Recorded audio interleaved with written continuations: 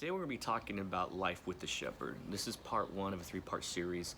The other two devotions will coincide with this, and this is coming out of the book of Psalms chapter 23, which we're all familiar with. Great chapter. But before we get into this, I want to open up with a true story about Alexander the Great, and I believe some of us have somewhat knowledge of this guy. And this is titled Awesome Obedience. So check this out. A few centuries before Christ, Alexander the Great conquered almost all of the known world with his military strength, cleverness, and diplomacy. One day, Alexander and a small company of soldiers approached a strongly defended walled city. Alexander, standing outside the walls, raised his voice, demanding to see the king. The king, approaching the battlements above, the invading army agreed to hear Alexander's demands. "Surrender to me immediately," commanded Alexander. The king laughed. "Why should I surrender to you?" he called down. "We have you far outnumbered. You are no threat to us." Alexander was ready to answer the challenge. "Allow me to demonstrate why you should surrender," he replied. Alexander ordered his men to line up single file and start marching. He marched them straight toward a sheer cliff that dropped hundreds of feet to rocks below. The king and his soldiers watched in shocked disbelief as one by one Alexander's soldiers marched without hesitation right off the cliff to their deaths. After 10 soldiers had died, Alexander ordered the rest of his men to stop and return to his side. The king and his soldiers surrendered on the spot to Alexander the Great. That's insane. Now, the king and his soldiers realized that nothing would stop the eventual victory of men actually willing to give their lives for their leader. Okay, now, are we, okay, including myself, are we as dedicated to obeying Christ's commands as Alexander's soldiers were to obeying Alexander? Are we willing to be that committed to Christ? Think about how much influence we can have on others if we were that obedient to God and His Word. And the reason I'm talking about that is because here we're going to learn about how sheep are obedient to their shepherd, how they trust their shepherd. Okay, now, living life like a sheep can bring incredible peace of mind. And the reason I say this is because when we look at the biblical shepherds, and there's even shepherds to this day in other countries, but when we look at the biblical shepherds, they knew everything about the sheep. They knew them inside out. They understood what foods were best for them and which ones were not. Okay, now I'm going to read the scripture real quick. We're going to jump right into it, verses 1 and 2. Here we go. "The Lord is my shepherd, I shall not want. He makes me lie down in green pastures. He leads me beside the still waters."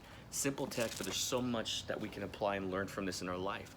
And again, like I was talking about earlier, the sheep they had incredible life, a peace of mind, even to this day because of their shepherd. Now, shepherds knew when to feed their sheep.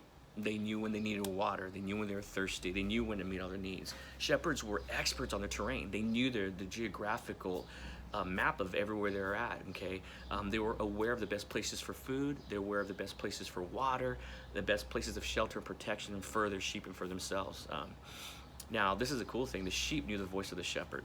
That's the key right here. The sheep understood and could distinguish the voice of the shepherd, and that's the only voice they will follow. Okay, as long as the sheep trusted and followed their shepherd, they would always have their needs met at the right time.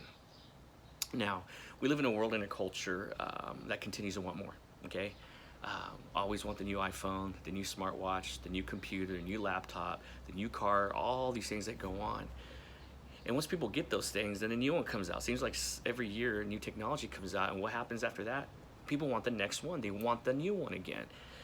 Now, when is enough enough? We have to ask ourselves that question. And again, in no way am I saying that having these things is wrong, but when they become our shepherd, when they become something that we place our trust in, they get in between us and God, that's where we have to draw the line and have boundaries. Now, Psalms 23 pretty much quiets our restless souls by telling us and teaching us where we can find the satisfaction that we crave and need. Okay, now here's a question: is God and His Word truly enough to satisfy our deepest desires? Okay, and lead us to rest when we crave something? Is God and His Word truly enough? That's something we have to ask ourselves. Here's another few questions. Do we have absolute trust in God, our good shepherd, which is Jesus Christ? Do we value the nourishment that He gives us more than what the world gives us? Do you question, okay, this is deep, but do you question that God may be withholding things from you? You can hold Him back. Now, here the psalmist that wrote that he was convinced that he would want for nothing because God would meet all his needs. See, by His very nature, the good shepherd cares for his sheep and would lay down his life for them. And we know that Christ did that for us. So we can easily shift our focus from the shepherd, which is God, to what the shepherd can give us or do for us. Okay, it's so easy for us to focus on what he can give us versus our relationship with him. And that's where we have to have that balance, my friends. We need to focus more on a relationship with God, not just on what he can give us. And again, I shared this in the devotion before. Too many times we treat God like a genie in the bottle. It does not work that way. Now, this is the thing that we need to understand about needs, okay? It's not that God isn't able or he's unwilling to meet your needs or my needs. It may be that we lack the faith to receive it. It may be that we don't have enough faith to receive all he wants to give to us, okay? It could also be that we're not listening, nor are we following his voice. Think about that. Are you following and listening to God's voice like the sheep listen to their shepherd? Now, are you missing the joy and peace that comes from God? Has that joy and peace left you, especially with this whole pandemic? I know there's a lot of people that joy and peace has left. It has, but we can't live in fear. We have to live in faith.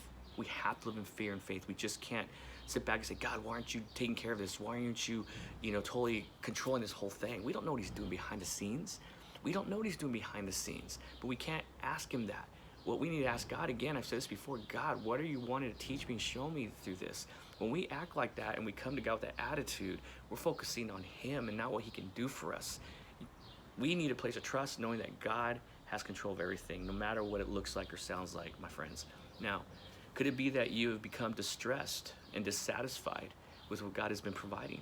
Are you not satisfied with what things God is giving you? These are things we have to ask ourselves. Because God will meet our needs, but are we following him? Are we listening to his voice? Are we grateful for what he is giving us, for what he is providing for us? Now, I'm gonna end with this. Could it be that your focus is more on what God, our shepherd, gives and can give instead of focusing on God himself and your relationship with him? If so, man, come back to him and trust him to meet every single one of your needs in life that only he can meet, my friends. Only he can meet. I don't know what you're going through. I know many of you know people that have lost their jobs. Many of you know people who've lost loved ones because of this virus. And there's no doubt about it that this virus is real. I'm not saying it's not. But at the same time, God is real too. And God will meet our needs. So it's so important that we live like the sheep and follow the shepherd's voice, to follow his commands. Because like the shepherd leads their sheep and protects them, guides them, knows when to feed them. God knows to do the same thing for us. And I'm not just talking about feeding us physically. I'm also talking about feeding us spiritually. We serve a mighty God, my friends, a powerful God. Don't give up. Don't give in. Fear over faith, my friends. Press on. Keep strong and keep pressing on, man. Again, I hope this is uplifting to you. I hope this gives you more insight and a challenge at the same time for all of us, not just you, but even me. Love you guys, miss you guys, and hope to see you all soon, all right? You guys have a fabulous day and an amazing week. God bless. Bye.